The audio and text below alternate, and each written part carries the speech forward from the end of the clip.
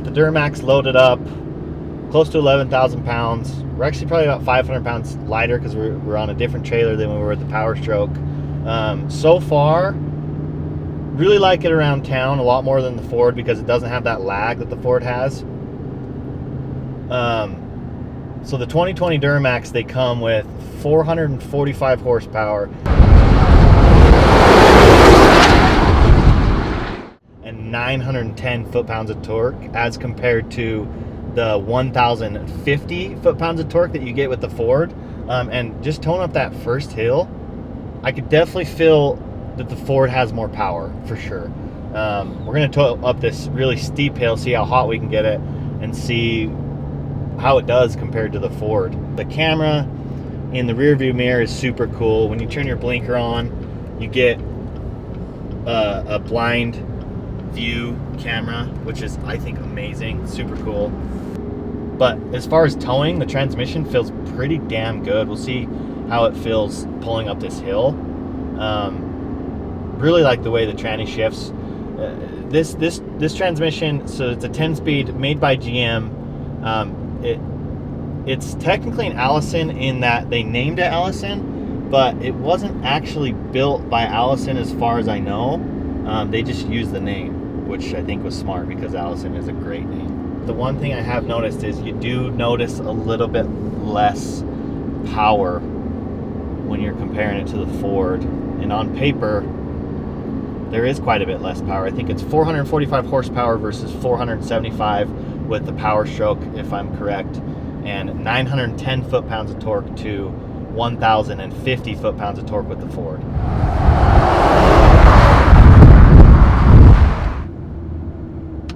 Can't even feel the exhaust brake, so don't know what that's about. On the hill, we can smell the brakes pretty good. Definitely not great at slowing the trailer down. I turned the trailer brakes up a little bit, but not impressed by the hill descent control or the exhaust brake. Transmission right now is at 190. Oil temp is at 210, which it's pretty much stayed at. I haven't seen the temperatures change too much. Ooh, you can feel that weight back there. I am definitely missing that 140 foot-pounds of torque that you get from the Ford. But I really like the way the transmission in this feels extremely smooth, even smoother than the Ford. The power delivery from the tranny in the Ford feels better, but this one, like, you can not even really feel it shift. Honestly, I really wanted to be as unbiased as possible because I know I'm a Ford guy. I was hoping I could rate this higher than the Ford, but I definitely can't. There's a lot of things I really like about this truck, but for me to notice that much as far as pulling up a hill when it comes to power, I didn't think I would notice the 140 foot-pounds of torque less that this has, but it's extremely noticeable. As far as truck goes, it towed great. It did great. You just definitely could notice the power. Stayed cool though. I mean, it didn't get hot at all. Didn't get over 215 degrees on the oil. Didn't get over 192, I think, on the transmission. So definitely stayed cool. As far as reliability, there's a good chance maybe this truck's more reliable. I don't know. That's kind of been the case with past Duramaxes versus Powerstrokes.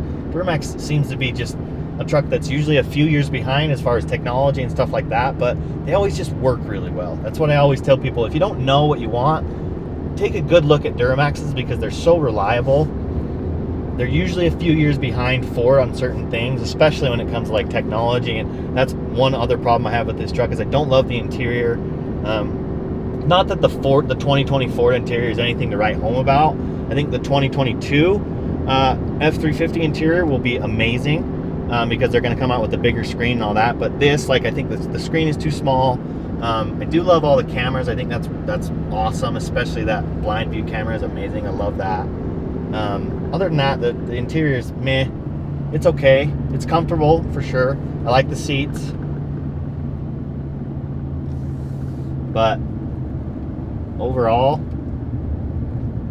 I think I'm going to give this truck just like let's say an 8.5 because it's really good. It's really very good, but not as good as the Ford. And the Ford I gave a 9.